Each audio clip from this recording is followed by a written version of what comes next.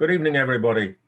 Welcome to another in this series of lectures hosted by the Tyneside Irish Cultural Society. This is part of our project on the Tyneside Irish Brigade in the First World War and the memories of the community of the combatants. Tonight, we're very honored to have Professor Heather Jones from University College London, and Professor Jones is going to speak on the effect on the families at home of the First World War. Heather comes originally from Ireland and studied with great distinction at Trinity College, Dublin, and is currently, as I say, down in London, where she's a professor of modern European history with a specialism in warfare and its effects on the civilian population. Heather, you're very welcome tonight. And just to say, the presentation will last about 30 minutes. You'll be able to ask questions via the Zoom link, and we'll pick them up at the end. Thank you very much, Heather. Thank you very much, Tony, for that lovely introduction, and thank you also to the Tyneside Irish Cultural Society for inviting me to give this talk. I'm really delighted to be among you, even if not in person due to the COVID-19 pandemic. What I'm going to talk about tonight is the impact of the First World War on homefront families in Britain. And obviously the war had a huge effect on families in myriad ways, and I'm not going to be able to cover all of them in this evening's talk. What I want to focus on is just three main aspects of the war's impact on the family. And I'm happy to take questions about other potential areas where the war affected families at the end of the talk, and any questions you have are very, very welcome. The three areas I want to focus on are the symbolism of the family in the war, the ways in which the war impacted on the kind of the importance of the family as a motif in British society. Then I want to talk a little bit about war work, and how the war really changed the nature of work and how that then affected families and family life. And then I want to talk about war bereavement. This is obviously a key area in which the war impacted upon families. You have 750,000 British dead from the island of Britain. Obviously, Empire dead is on top of that. In addition to that figure, you also obviously have large numbers of men from Ireland who were fighting in the British Army as well. So colossal casualty rates, and bereavement is a key area where we see the war really impacting directly on families. There's also knock-on effects of war disability. Those men who did come home but who were really very badly wounded and injured, both physically and also men who came back with really serious mental health problems from the war as well. Before I begin, I want to present some key statistics just to set the context of those three areas that I'm going to talk about in a moment. It's important to remember the world of the First World War is not our world. It was a very different society, and to put that to kind of get that across at the outset. Life expectancy at birth in 1900 varied a lot across Europe, but in Western Europe it was between 45 and 50 years, a little bit longer in certain parts of the UK, and obviously also dependent on class background. But these are much lower life expectancy rates than we would know today. Birth rates had remained high from the middle of the 19th century, while death rates have been declining since the mid-19th century. So populations had boomed, and the population had greatly expanded from the middle of the 19th century until 1914. And there was a sense for people that life was getting better. There was talk about old age pensions, because people now actually did live long enough to actually draw down an old age pension. In the middle of the 19th century, that really hadn't been the case. There's increases in wages. There's unionization, which is getting a better deal for workers between 1900 and 1914, and a sense of greater survival rates for children in families. So a sense among parents developing that actually their children will outlive them, and that this is, that there is a sense of family stability coming up to 1914 in these improvements in demographic trends. People are living longer than before. More of their children are surviving than before.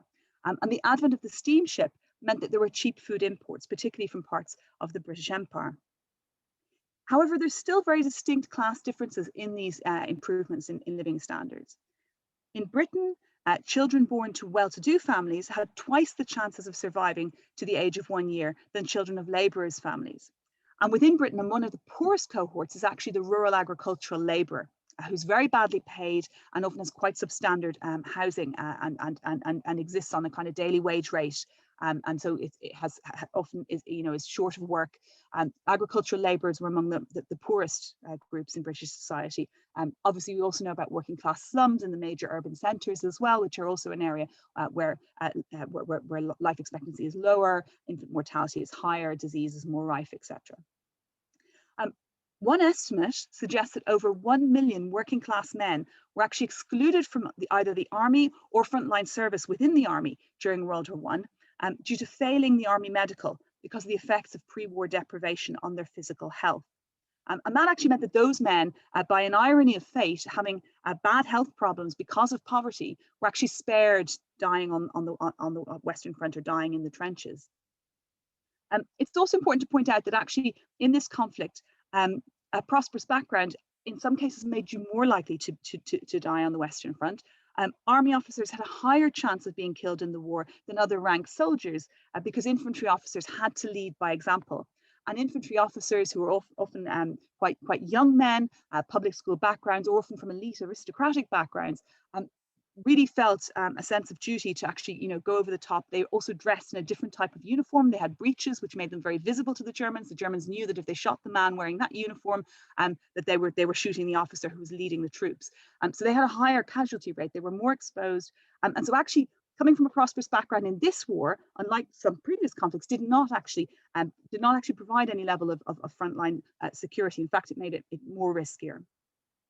It's also important to note that, again, a kind of difference within the demographics, that skilled workers, skilled men from working class backgrounds were exempted from conscription in Britain. So particularly railway and metallurgical workers had a lower risk of dying in the war because they were kept on the home front. And those who volunteered were sometimes sent back to the home front because their work skills were so precious for the war effort in terms of producing munitions and delivering munitions to the Western Front, that the government triaged them out of going to war as combatants. So this war is unusual in terms of the setups and who is most vulnerable to dying in it. Now, by the outbreak of World War I, in terms of the family, in England, fertility has already fallen. So families are actually getting smaller over time. And this trend continues through the First World War and afterwards. If we look at it in England, fertility has already fallen to below 3 children per woman. Now, obviously, that's an average. Many people still had very large families, but large families are in decline at this point, 1914 to 1918, and that continues after the war. The outbreak of the war saw a brief marriage boom as men rushed to marry before volunteering. So we do see a brief increase in marriage rates in 1914, but it's very brief. And for much of the war, people were unable to marry because of the man serving. And so you actually also see a decline in the birth rate during the war as well, because the men are away at war. Unmarried motherhood, however, does increase during the war. Probably because women fell pregnant and the man was actually back at the front before they could marry, which often happened in the case of women falling pregnant outside of marriage before the war. This was then delayed by the war itself. There was also continuity across the war from before, during, and after in terms of levels of unmarried cohabitation and parenthood. And that's quite significant. We sometimes think of the First World War as this great break, but actually there's a lot of continuities in family life as well. And we do see these continuities in terms of rates of unmarried cohabitation and parenthood, which is linked to the quite restrictive divorce laws in this period. There is liberalisation of the divorce law in 1925 and 37, mainly due to pressure from women who've got the vote in 1918 and a shift in kind of attitudes towards women's independence. But actually the rate of divorces themselves, even though the law is liberalised, the rate of divorces doesn't increase dramatically. Again, there's continuity with the pre-war period. Divorce remains very expensive, very stigmatising for women, and there's only a small post-war rise. And what's interesting is it's particularly class influenced. It's mainly people of means who can afford to do it. So it's middle class and upper class divorces that increase. Another story about the First World War that's often told is the idea that after the war there was large numbers of single women who couldn't found families, who couldn't marry because so many young men had died. The idea of the lost generation, which turns up a lot in British First World War poetry after the war, and it's very much an idea around 1929 to 1933 when literature of disenchantment, very critical war writers produced their memoirs of the First World War. And there's this fear in the 20s in newspapers and in magazines that there's a whole cohort of women out there desperate to marry, frustrated, what will they do with their lives? Who will provide for them in their old age? They're not going to have children, they're not going to marry. This is actually a myth. What we find when we look at the actual demographic rates is that women had long outlived and outnumbered men, and there'd always been about 10 to 11% of women who'd never married at this point in Western Europe, and in Britain included. So actually there was the option of not marrying for women, and it hadn't caused society to collapse. So this post-war moral panic is quite exaggerated. After the war, marriage patterns change in terms of who women are marrying, rather than in large numbers of them staying single forever. What we see is that women marry younger men, and this becomes less stigmatized. So actually women compete with younger women to marry men who were younger than them in the 1920s, and war widows do often remarry as well.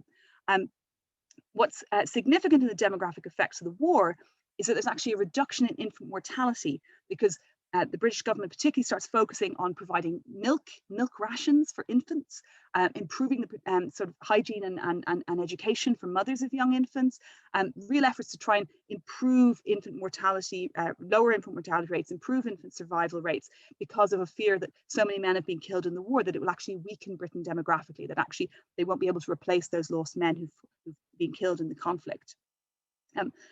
Another key point, though, about this demographic with regards to women is that there were a number of women who'd gained professional experience during the war, who'd been doctors, Scottish women's war hospitals, which were all women medics who ran hospitals both in Britain and overseas, women who'd been drivers on the Western Front, often from aristocratic or moneyed backgrounds, because that's how they learned to drive, women who'd been involved in organizing systems, so who'd been in charge of charitable endeavors on the home front, the Red Cross, for example, British Red Cross work.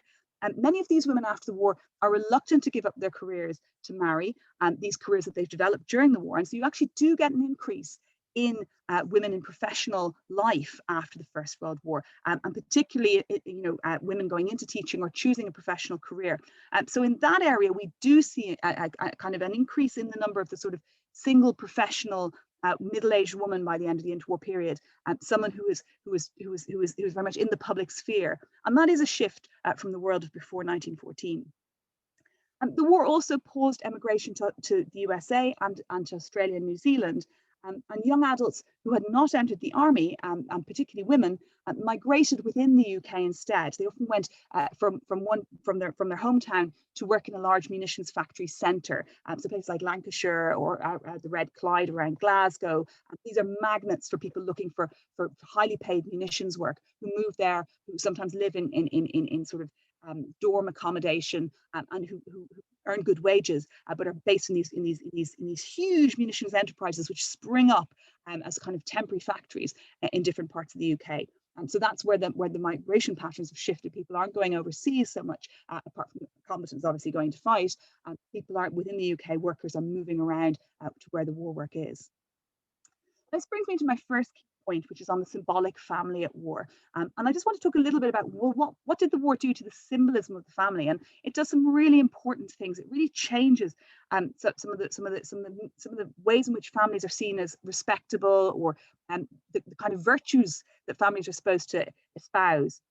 So what the war does, it really sends out a message both in war propaganda, but also from the highest echelons of the state, that families are meant to epitomise British war virtues.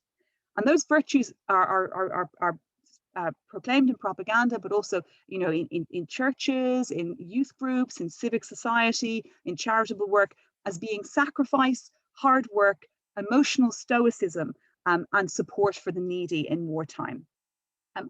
If we look at the royal family, they're a particularly good example of this. The Princess Royal, Princess Mary, who's in this image here wearing the beautiful hat standing.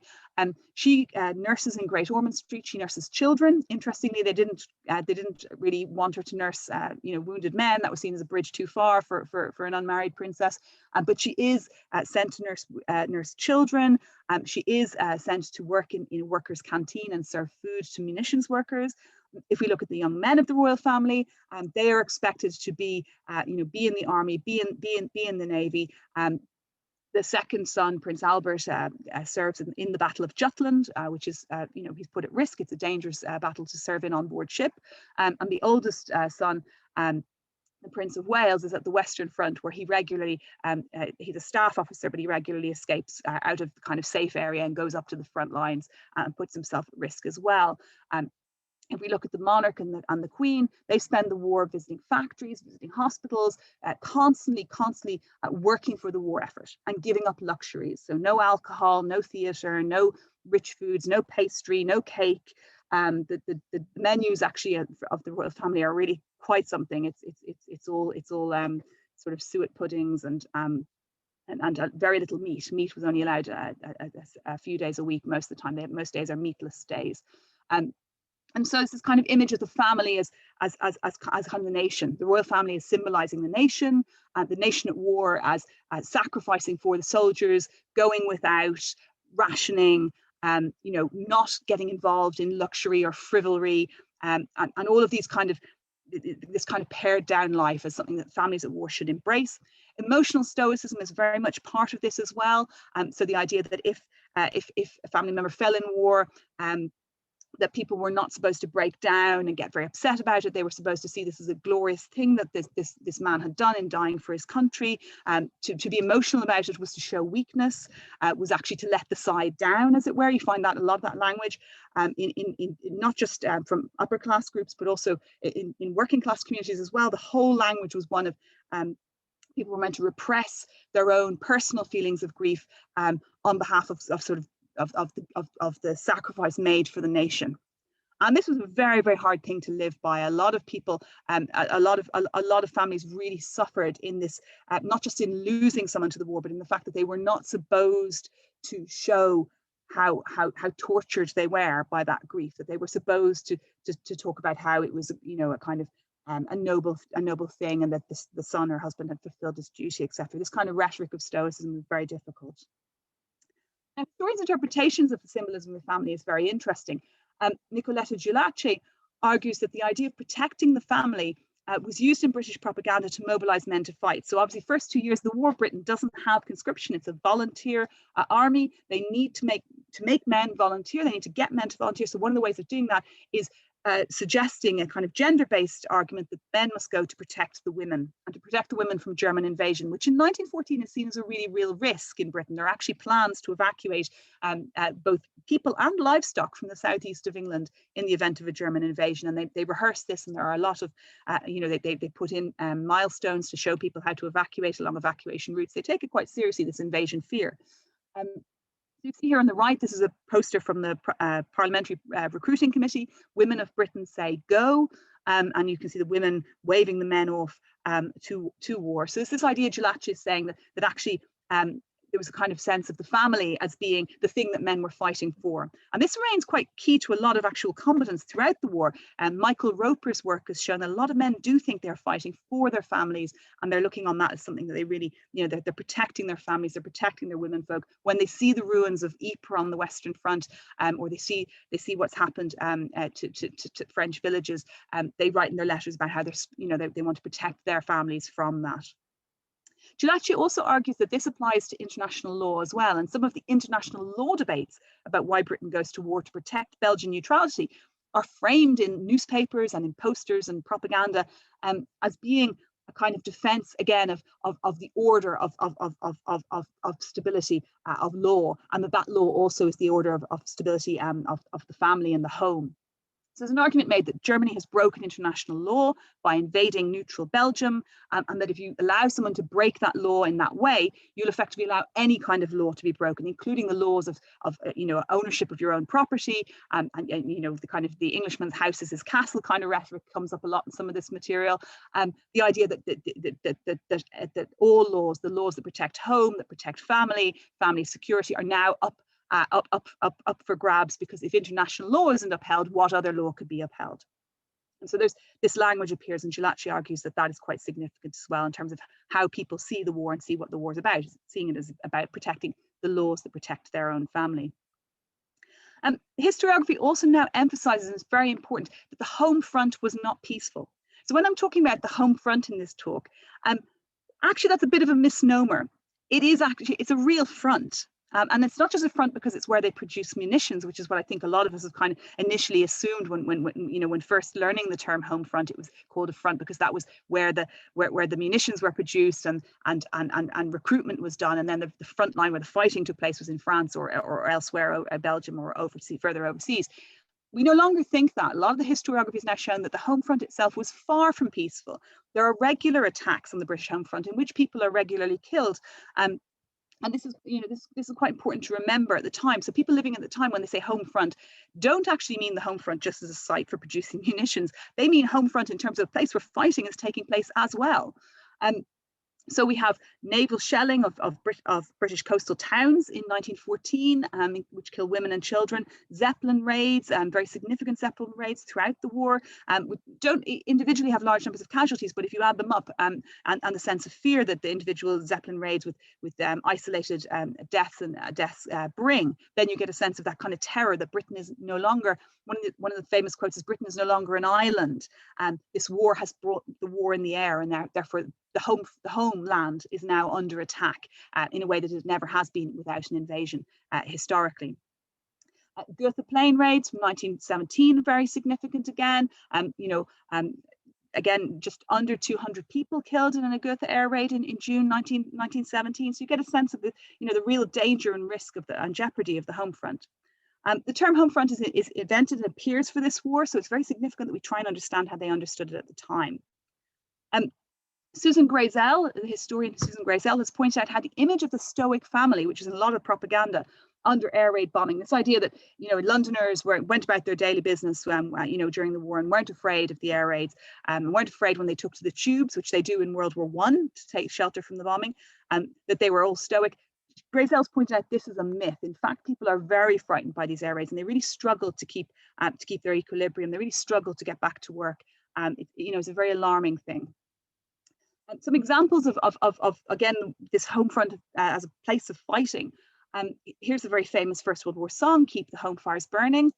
Here are the words. You can see, "Let no tears add to their hardships as the soldiers pass along." You will all know this song probably. "Keep the home fires burning while your hearts are yearning. Though your lads are far away, they dream of home," right? So classic idea. The home front is there. The soldiers are over fighting in the war, and the two are separate. But actually, if you look what happens to the person who wrote this song, Lena Gilbert Ford, who was an American who lived in England, she was killed in an air raid on London in 1918. So again, you get this sense of jeopardy in the home front family at risk. She and her son are killed in an air raid. And the real home front, in other words, was dangerous, and it was in constant communication with combatant soldiers. Munitions accidents were also very, very common. And so again, the home front working life was also a place of jeopardy. If I look at some of the major munitions accidents, explosions, it was very easy for these places to explode. As I said, they were temporary factories, a lot of them. They'd been thrown up very hastily, and they contained large amounts of TNT. The slightest accident, or a worker smoking, for example, which sometimes happened, or a spark from a machine could set the whole thing up. So Silvertown in London in 1917, very a significant number of deaths. Chilwell factory in Nottinghamshire, 1918, over 134 killed and 250 injured. Faversham in Kent, over 100 killed. Ashton-under-Lyme, Greater Manchester, 53 killed. So you get the idea. This is not, the soldier writing to his sweetheart in a munitions factory is not actually sure that she is entirely safe in that role. And women workers also had little protection from sexual harassment, long hours, chemical poisoning that turned their skin yellow. They were known as the canaries, and from working when heavily pregnant. A lot of the pre-war protections and regulations in legislation were suspended during the war to allow factories to increase workers' hours, to increase output, to deal with the need for shells on the Western Front. And so actually what you were seeing is, family life put under real strain by this. Yes, in many cases, women were getting control of their own money through working in munitions factories, which was very well paid. But on the other hand, they were often having to do it at the expense of protecting a pregnancy or their own health generally, or they were having to do it, work very long hours and not actually see their children very much. And so these were really difficult roles that had an impact on family life of working women. If we look at Georgina Lee, she wrote in her diary in September 1916 about what the effect of an air raid upon a friend she knew who was about to be married. She wrote, "She has had her nerves upset since the last big air raid. She was working in the city in her office, as most women are doing nowadays, when the raid began and bombs began falling all around. She and the others were hustled to the basement, and later a large piece of shrapnel was found under the desk at which she had been sitting." So again, as Grazel was saying, the sense of stoicism is something of a myth. People were genuinely frightened on the home front. They felt at risk. They didn't feel that the war was far away. And actually, there's both home front war work and home front life were integrally part of the actual war itself. Now, the key thing about war work, which is the second key theme I want to talk about, the key change, the most visible change, was the change in women's roles. And again, there's a kind of this idea that the First World War led to women, women going into the workplace in the first time. This is an absolute myth. Working women had long been working outside the home. This was a shift of the Industrial Revolution, a shift away from cottage work to working in factories. However, what happened in World War I was that the sectors that women worked in economically changed. So many women had worked in domestic service, which now, with the reduction in entertaining during the war, with the cutbacks in terms of manpower, because so many men were at the front, many women now left domestic service and went into munitions work, which was better paid. And also there was, as I said, because of the reduction in activity in some of the great houses, there was also less of a need for so many domestic staff. The textiles industry also saw a sharp decline in women workers who went at the start of the war again into munitions and metallurgical work. Middle-class young women, particularly lower middle-class girls, moved into secretarial and clerk work en masse. This would be, clerk work, for example, assisting politicians in the civil service, or working in the British Red Cross as a clerk. Any kind of clerk work before the war had generally been done by men, bank clerks particularly. As the war goes on, what we would see as white-collar secretarial work becomes increasingly dominated by women. And that's actually a change that then continues after the war. And we see single women, young single women predominantly hired in these roles, occasional married one, but generally it's a role that women take on when they're young and single. And it tends to, again, not be that well paid, but it has a certain prestige to it, this secretarial work. And that's a First World War change. Women also took on roles as drivers, as nurses, as window cleaners, as tram conductors, etc. But interestingly, after the war, most of these jobs empty of women again, and men returned to those roles.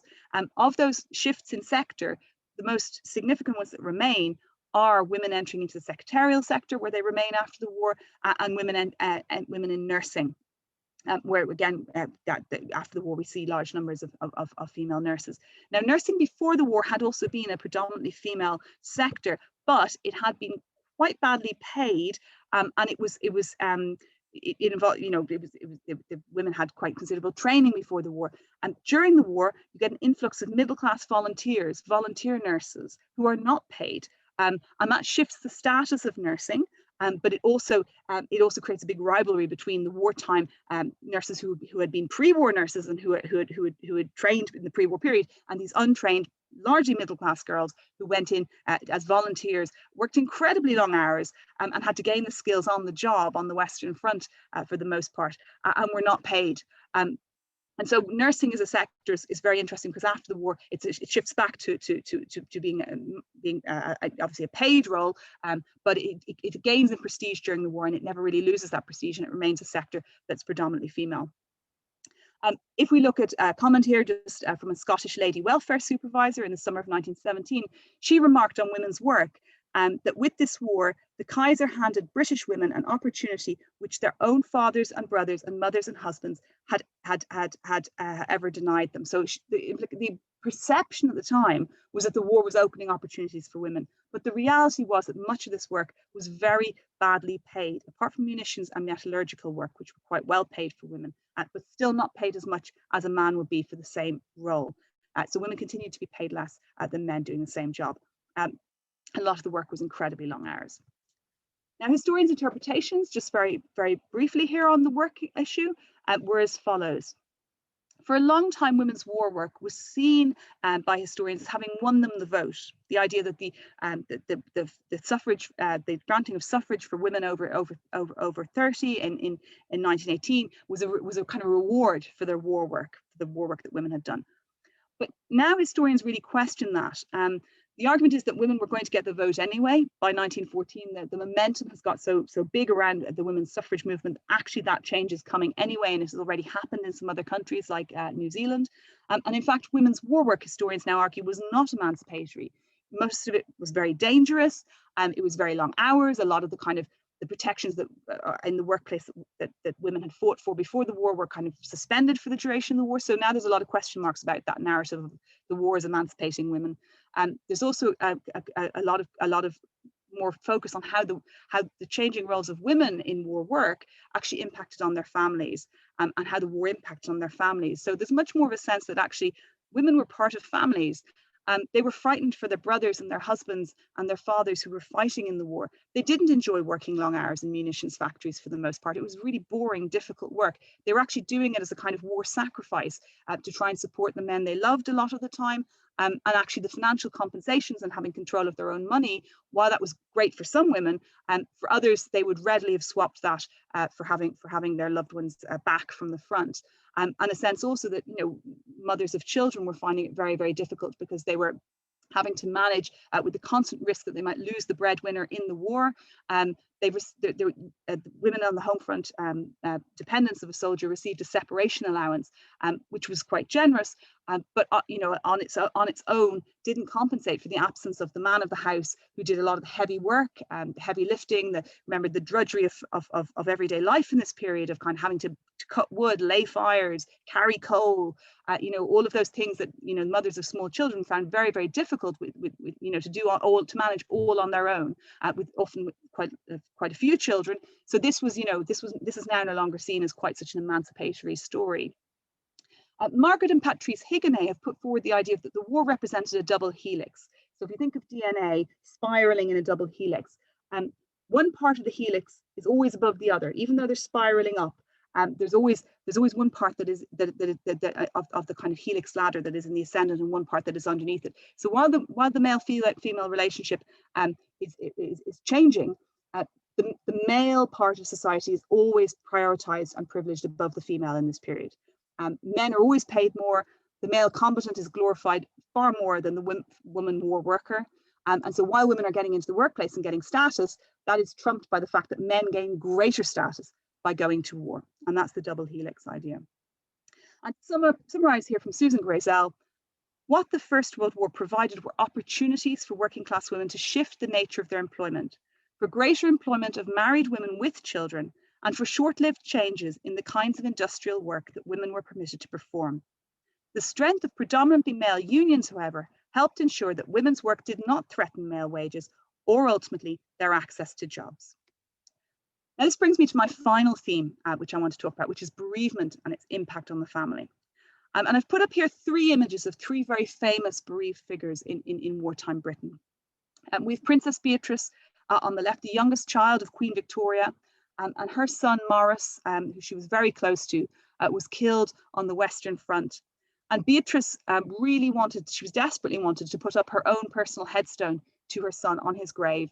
and she was prohibited from doing so because it was feared by the monarchy that this might show favoritism if they did this, and so ultimately she has to accept the Commonwealth War Graves Commission, Imperial War Graves Commission as it was then, their headstone for her son's grave, and she, you know, she's really tortured by that, and she never really comes through this grief for this son. Rudyard Kipling in the middle lost his son Jack, John, as his formal name was, very young boy, late teens, who had he was short-sighted. He wouldn't have passed the military medical, but his father pulled strings and got him into the Irish Guards. And Kipling's son's body was never found when he died on the Western Front. And Kipling spent the rest of his life really haunted by this and looking for his son's body, asking men from the Irish Guards, "Did you see my boy Jack? Did you see him fall?" Really tortured for the rest of his life by this experience. And then we have the Prime Minister, Herbert Henry Asquith, who lost his son Raymond at the Battle of Somme in September 1916. And Asquith was so overcome by grief. Apparently he wasn't able to really function as Prime Minister after this point. And that's one of the reasons why December 1916, ultimately Lloyd George comes to power. Asquith is unable to continue really working properly. He's completely smashed by grief. Vera Brittain, again, another famously bereaved First World War figure. And this is her with her brother Edward, to whom she was particularly close, who died in the First World War. And she also lost two close friends and her fiance. And really the rest of her life was haunted by this, and it drove her to become a great pacifist, crusader, and campaigner right through the Second World War as well, for pacifism. Parental guilt is central to the family structures of many of the bereaved. And in many cases, at the start of the war, volunteering boys who were underage had done so with the connivance or support or acceptance of their parents. If we look at the famous line from Rudyard Kipling, he writes this as part of the poem, so it's not entirely clear is he talking about himself, but certainly the line is very bitter. If any question why we died, tell them because our fathers lied. And as a war-bereaved father, you can see that this runs deep. Lord Stamfordham, the King's private secretary, said to Margot Asquith, the Prime Minister's wife, "Neither you nor I, Mrs. Asquith, would mind our only sons dying in a Waterloo, but in this muddled, mismanaged war, everyone feels the uselessness of their losses." So again, this sense of guilt. He'd lost his only son. And again, Stamfordham is not really able to function in the same way after this bereavement either. He and his wife are devastated by this, and they never really come back to kind of their pre-grief selves. So historians' interpretations of war bereavement are very interesting here. Despite these examples of families blown apart by the loss of a son, Adrian Gregory's pointed out that the vast majority of men who served actually survived the war.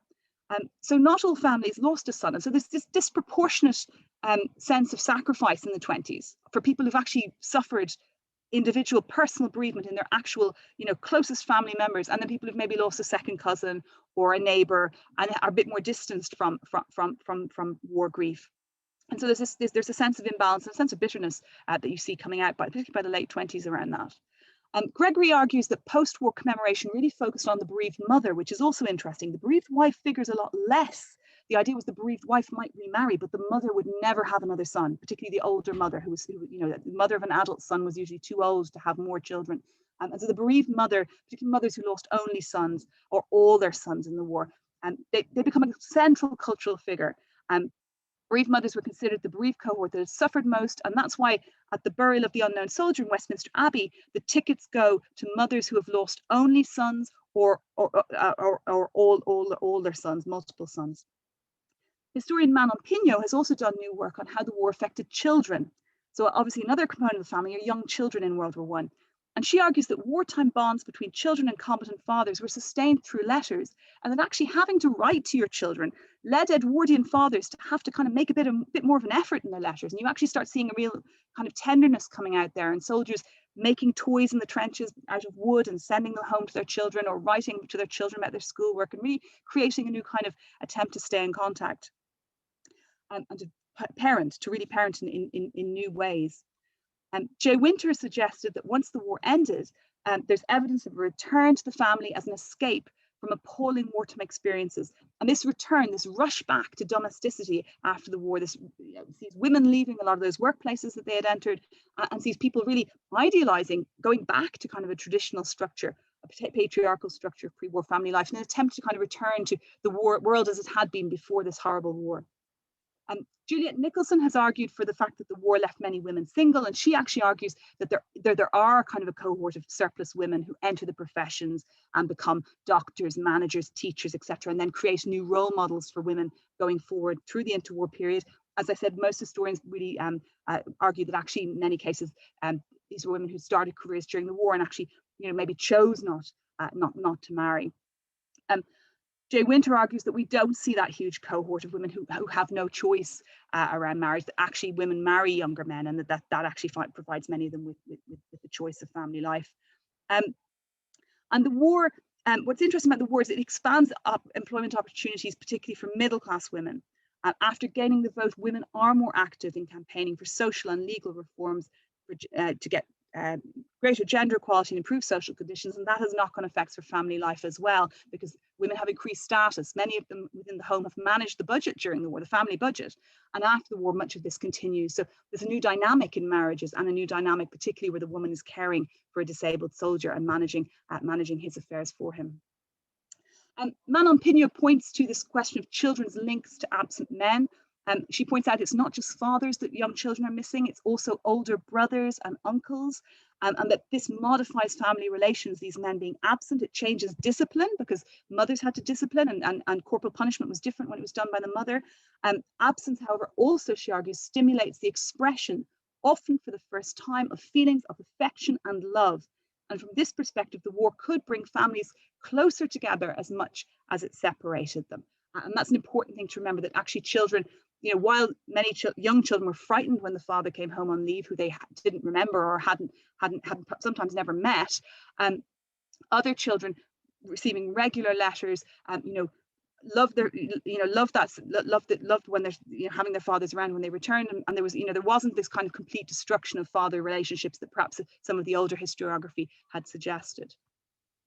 However, there's also the other side. If we look at the writer Doris Lessing, she remembered her childhood with her father, who was a war veteran, and she talked about how I had the full force of the trenches, tanks, star shells, shrapnel, howitzers, the lot, through my childhood, and felt as if the black cloud he talked about was there pressing down on me, because her father couldn't stop talking about the war. He was deeply, deeply traumatized.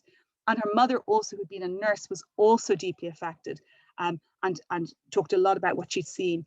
And she was as much a victim of the war as my poor father, Lessing said. So you get this sense again of in some families, the war, the children continue to grow up with the war forever. And this really, I think, impacts a whole generation as a result.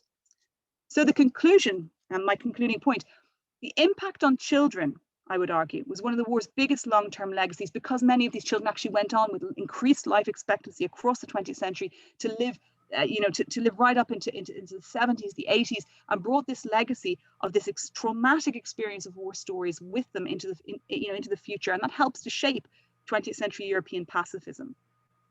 Other children grew up without a father due to his death in the war, or others were raised by a mother who had less time for them because she was also caring for a disabled father.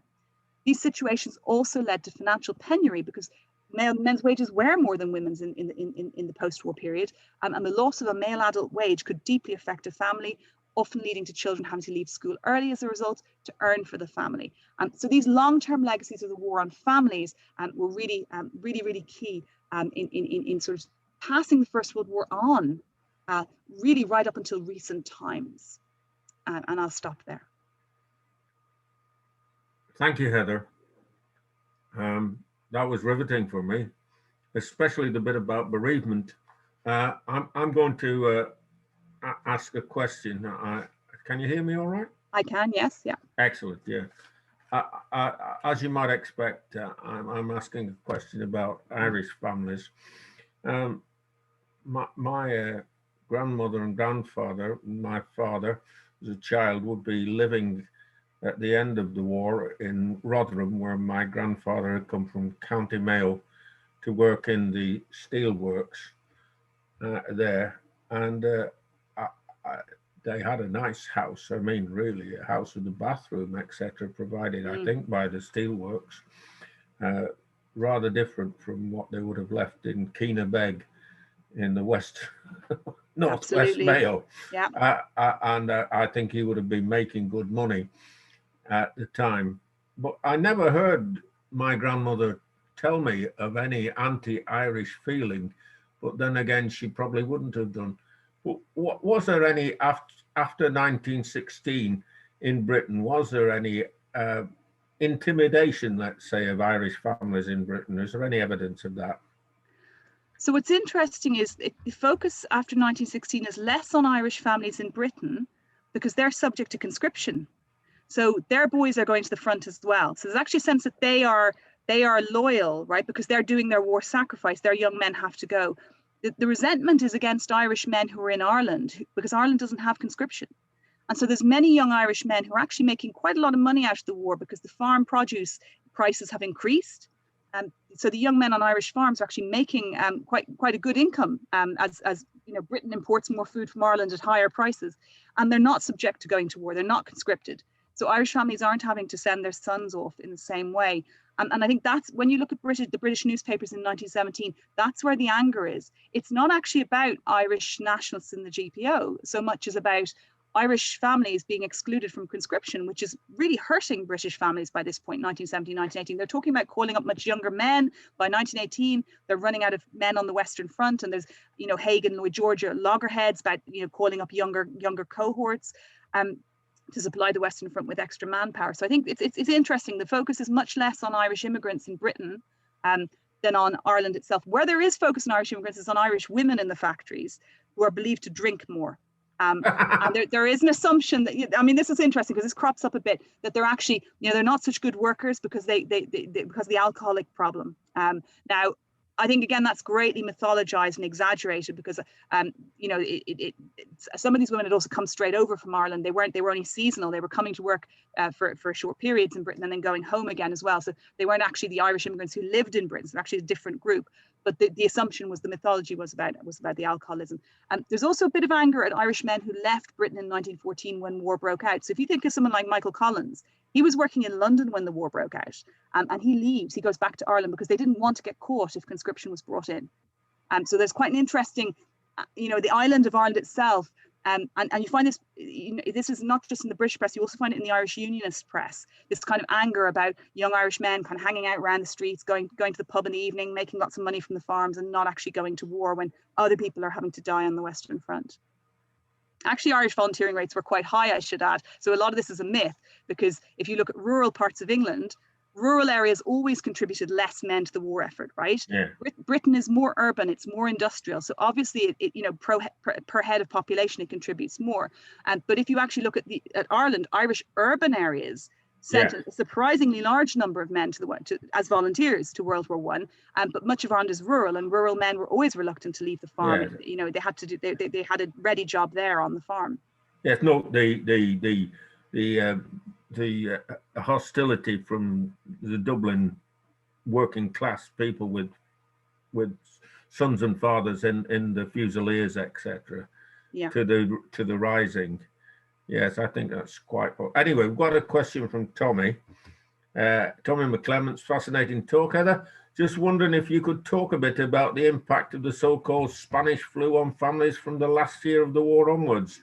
I believe the anything goes attitude of the 1920s is more to do with the pandemic rather than the horrors of war itself. That's a really good question, a really good point. So the influenza comes in several waves, and one of the first, there's the first wave is less deadly than the second wave, and a lot of people who die are young. So the point about the influenza epidemic is this particular strain of influenza, which we think was a bird flu strain originally, was that it particularly attacked young people, children, teenagers, and men of fighting age, actually. So this is one of the biggest shocks about it, was that it was killing young people who were not normally so susceptible to flu. It kills a lot of soldiers, but the government hushes that up because the government wants to win the war. And this is the truth of all European governments. They all know there's a pandemic, But they continue moving troops around. They continue doing, telling people populations not to panic, to go about their daily life. They don't really shut things down. They don't stop, religious services or theatres or any of the rest of it. A lot of daily life continues as normal because it's believed to kind of that continuing the war effort morale is most important. And so the pandemic effects, soldiers come back and they find, like in one case, a prisoner of war comes home that, a particular case in Richard Van Emden's book, he comes home and discovers his younger sister, who he was very fond of, who was about 11, had died in the influenza epidemic. And prisoners of war who were due to come home die in the influenza epidemic just before the armistice, because the second wave hits in October, November 1918. And so you're absolutely right. The pandemic kind of comes on top of this, and then the third wave is in 1919. And society can't really cope. They build temporary hospitals, but it's very much subordinated to the war by the government and by the press, and that's the legacy of it. So it becomes subordinated and worked into the memory of the war. It becomes even less talked about than the war bereavement sufferings, where people are supposed to also be stoic. It's all about, just accepting and being stoic and not drawing attention to your grief and being emotional, because that's selfish. That's making other people feel bad, when you really should be honoring the sacrifice of your war dead loved one. You should be, showing a stiff upper lip about a pandemic death. And so this ethos of stoicism, again, helps to explain why the pandemic deaths, we don't have that, they're not talked about. There isn't that kind of constant annual remembrance of them. And into the 20s, that jazz age moment, the kind of the bright young things in London and the kind of craziness of people partying and going to, and kind of the advent of nightclubs and all of the rest of it, that is really linked to the mass death of this period, both in the war and the pandemic. The pandemic coming so close to the war, I think for some families, it's a double whammy, and they can't really distinguish where one started and one ended. I hope that answers the question. Yeah, thanks, Heather. That's great. Martin Talbot has a question for you. Which families suffered most or benefited most from which families suffered most or benefited most financially from the loss of a male breadwinner in the army? Do certain regions, towns, numbers of children, or leaving soldiers' occupation contribute to that? Gosh, that's a really, really good question, a very difficult one to answer.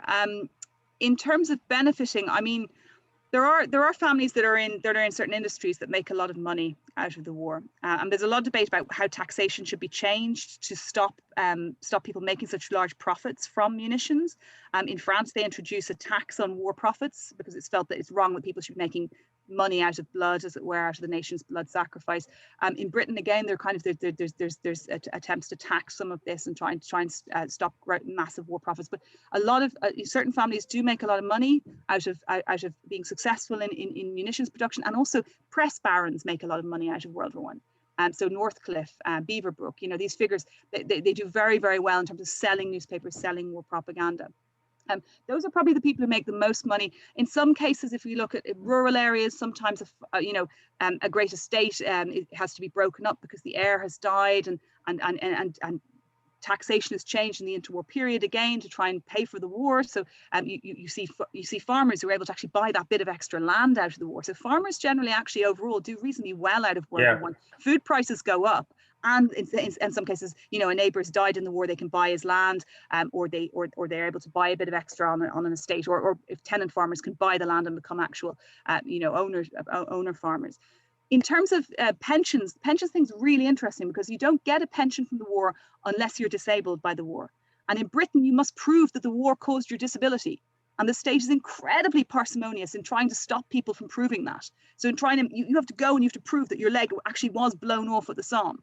And if you can't fully prove that, they won't give you the pension. And in many cases, it's really different in France. In France, the state has to prove that your injury wasn't caused by the war. So the assumption is that you're in the right when you go in to ask for a pension. And so a lot more people get pensions in France than do in Britain. And if you just survive the war as a veteran, maybe with mental health issues, maybe alcoholic, maybe unable to ever work again, you get nothing. Your family gets nothing. You're just left. And this is an incredible source of resentment. And so, the kind of homes fit for heroes speech that the government, the rhetoric of that they're going to make Britain a better place after the war, that really comes back to haunt them, because the Treasury is really penny pinching around pensions. And a lot of men aren't entitled to a pension at all because they've come home ostensibly whole or with a minor injury that isn't deemed to count for a pension. So those people probably do worst. Heather, I might have time to ask you one more question. In fact, I think we've got one coming up, but I would just like to thank you for your lecture tonight. It's been really fascinating. We've got quite a few people phoning in and just to say the same thing. I don't know this one. This is something about Queen Mary. I don't know this one. Yeah, she becomes friends with Mary MacArthur. Mary MacArthur is very sympathetic to the Bolsheviks. She's radical. She's a real firebrand, actually, in terms of women workers' rights and unionization and lots of other things. And she and Queen Mary recognize in each other strong female personalities, and they form a friendship, and they become really quite good friends, despite, you know, Mary MacArthur continuing to be quite pro-Bolshevik. There were a lot of Bolsheviks about, in 1919.